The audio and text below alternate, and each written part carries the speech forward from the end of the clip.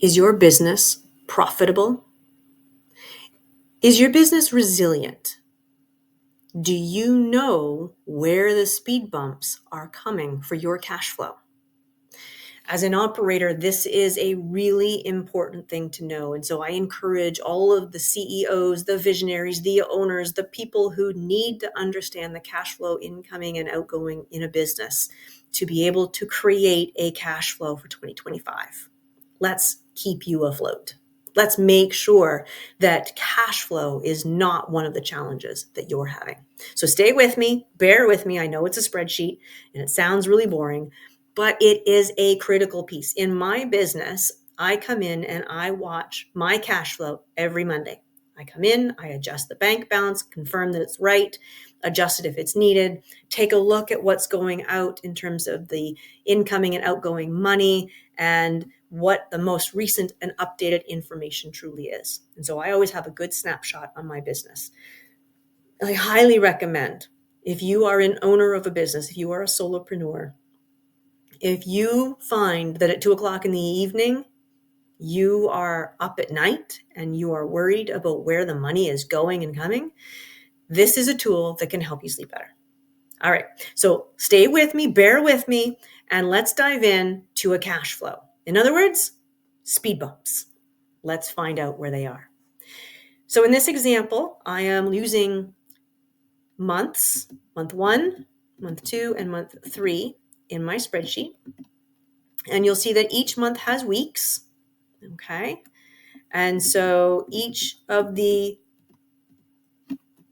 let's just change that to week number 5, and we'll just call that balance, just to make sure it's consistent. Months have 4 weeks or 5 weeks, and so whatever month you're in, I would always put it at the top of the box, and then make sure that I know based on the calendar where week 1, 2, 3, and 4 are.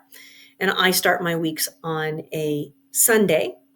That's only important around holidays in order to know where payments or money might actually hit the account, if it's a little bit delayed or whatever that winds up being. All right, so in this example, there are 2 currencies. So in my business, for example, I have more than one currency. And it's important to know the interplay between the 2. And as we go through, you can set up a cash flow for yourself, or you can DM me and say, hey, I would really love some help with this. Do you have a tool, a template, which I might just have? And let me help you in order to get this done for your business and for you to be able to sleep beautifully at night. So in our example, we have an opening balance. Okay, and so hypothetically, I've put in here that it's September. And so this would be a balance September, October, November. In hours, I have several places where money goes out. So I have commissions, bank fees for team members, team member 1, 2, 3, and 4, insurance. I have a line for open, and I have something for marketing expenses and the credit card, because often, it's nice and easy to pay things using a credit card. Now you'll notice that there is a green box in week 2. And so I come in every Monday for the spreadsheet that I do, and I adjust. Green is always for the week that I'm currently on. It makes it very easy for me to track where I am in that month. When the month is over and I'm in month 2, I will then hide this particular part of the sheet so that everything, I'm always working right up here front. I don't have to go looking for anything. And then I can just easily find that green column and away I go. So in this particular case, we have a business that has a starting balance at the beginning of the month of just over $29,000. There are a number of expenses totaling $25,000 that are going to be paid in the first week of the month. Now, if you are tight on cash, and I would go out several months in order to know, am I tight on cash? Because it's a cash flow, and you might be surprised what you see. Make sure that you do have a subtotal, so how much totally comes out. And then I always like to have in yellow, so I know where to put it immediately. How much am I anticipating that the money is coming in, and on what date and time? And so in this particular instance, I've used Stripe as my example, the payment processor in the background. Let's say we have a website, a digital product, or whatever. Xero sends something out and it's going to use Stripe in the background in order to collect the funds. And then Stripe will come on in. Now, for a cash flow, one of the important things that I sometimes like to do is I like to go in here and I like to say equals whatever the amount of money I'm invoicing times, because it's approximately 3%, times 0.97 is actually what's coming in. And so it could be important for you to know, depending on how your money is coming in, exactly where the funds and what actual amount happens. Okay. So hypothetically, then we have 14,000 left in the bank. Now I have a double currency in this example. And so I've got money going over to the other account. So the total amount of money that is going to be sitting there at the end of the month, at the end of that week in month number 1 is just over $9,000, which, as you can see, as we go to the green square here, 9,338. That is the very first opening balance for the next week. And there's only a couple of things coming out, but we have a much bigger chunk coming in. And then there's only one more expense that is happening that month, which gives us a month-ending balance, which will, of course, come over to what starts the next month. So you would have to come in and you would have to adjust based on what you know about your business. This money is going out at this time. This money is coming in at this time. And so you would want to keep doing that all the way across. And I would do at least 3 months out, probably 4. I did not go to 4 for this example, though, I will be honest. And so as we do this, week 1 of month 2, we can see that we're starting with 23,500 and change. And then there are several different amounts that are coming out for paying our team members. We have a Stripe payment coming in that is not expected to be as big as the one in month 1, week 1, which gives us a low bank balance, not a negative bank balance, but a low bank balance. And so I've chosen red because I want to see where the speed bumps are coming. Now, we keep going forward, and let's keep going to month number 3. And yikes a doodle, I see a negative 8,000. That's a much bigger negative number. I don't really like that. And so when I'm looking at my cash flow and I'm thinking about this, there's obviously a few different levers. Now, the first thing that I notice is that it's week 1 of both month 1, month 2, and month 3. So week 1, clearly there are a number of things happening from a cash flow perspective in week 1 that make it a high expense week. Can we change that? Can we make an edit? Perhaps one of these team members is okay being compensated in week 3 instead. Now, if we were to do that, for example, you'll see that the negative number is still negative, but it is not as bad. And now if you go over here and you said, okay, in this credit card on month 2, the end of month 2, maybe there's something that I can defer. And so it would show up on the next month's credit card as opposed to that credit card. Maybe we can do that with $3,000 or $4,000. So let's just say that we were able to do that with almost $4,000. That means that we no longer have negative numbers, right? Now we know we have some challenges because ultimately we still have a very low balance. And if I was to move this out another month, I would fully expect that I would see week number 1 of month 4 to have the same issue. So this has not maybe taken into account. Maybe you're sitting in the sales seat and you know as you're coming in and maybe you're in week 4 of month 1 and you go, hey, we got another new client. And this number over here, maybe it's week 4, we're invoicing them and the money will actually hit the account here. And now you can take off. Why don't we just copy the formula? It's lovely there. And now you can take that off and you'll notice that the same thing is true over here. And maybe you don't need then this team member to move their money out here. Maybe they can come in line and we can make some adjustments there. That's going to work. And you go, okay, well, it's a lower amount than what I want. So I'm going to leave it still as a cautionary piece. And it's not quite as bad. So now maybe there's a new client that you get that comes in here in month number 2. And so maybe that 6,000 becomes 11,000, hypothetically speaking. But I was able to make those adjustments and know exactly where I absolutely needed that cash flow to happen and when I needed that cash flow to happen because I could see the speed bump. Okay.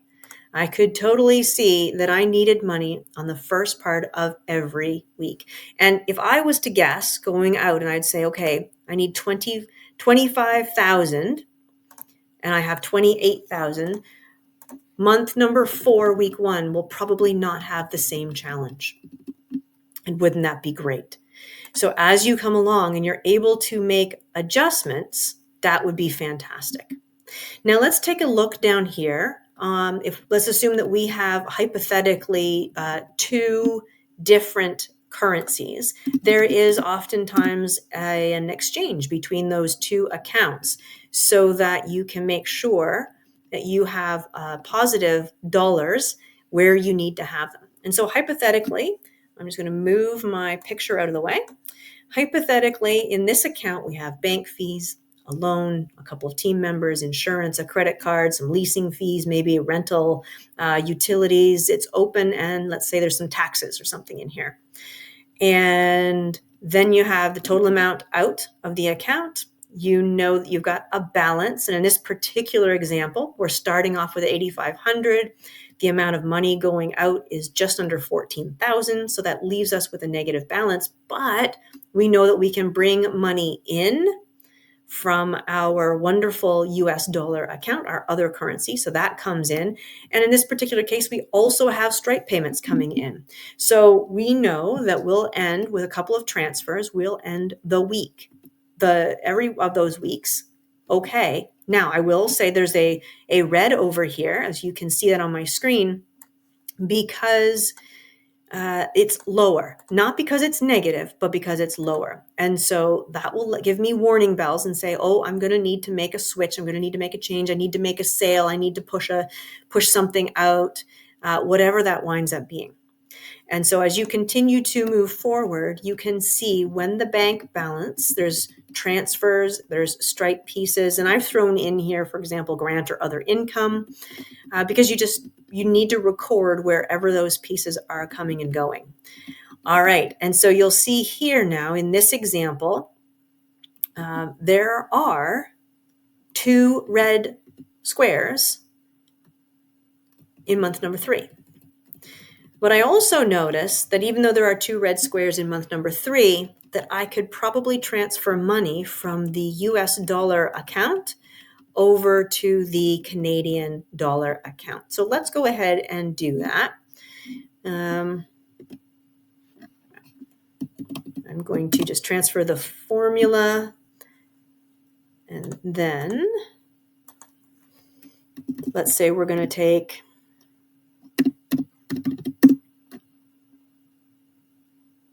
that would be not a negative number. Apologies. What was I thinking? All right, but I also need to record that's -5 there.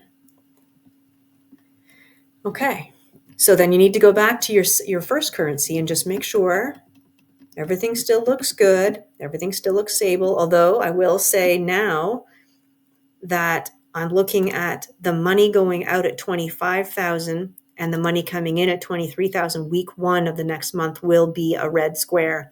So obviously I'm going to need some more sales, or I'm going to need to move some funds, or whatever I need to do in order to make sure that the cash flow is not a problem. And you'll see that there is still over here a couple of red pieces. And so we want to make sure that I see a Stripe payout. Oh, see, look at that. That I think is actually not correct. Exactly. Okay. So you see, even when you look at this, it will tell you when you have a formula mistake. And so in this particular case, there is a formulaic error that shouldn't have been there. And now it looks substantially better. So that's great.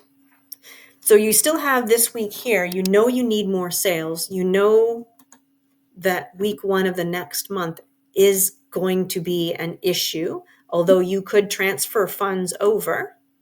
No, you probably couldn't.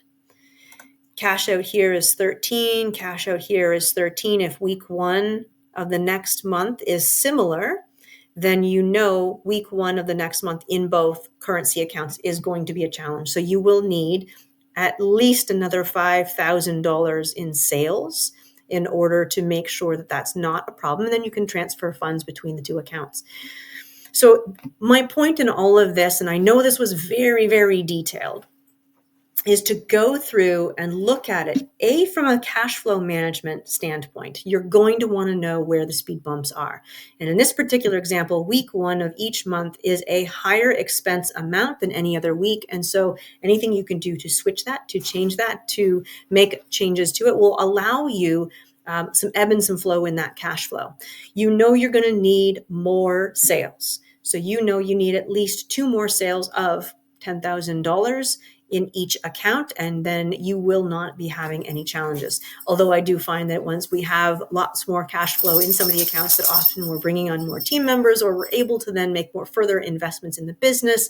And so you need to go back, if you decide to do that, and make sure you're lining out, okay, now I've made this investment in my business. Which week does the expense land in?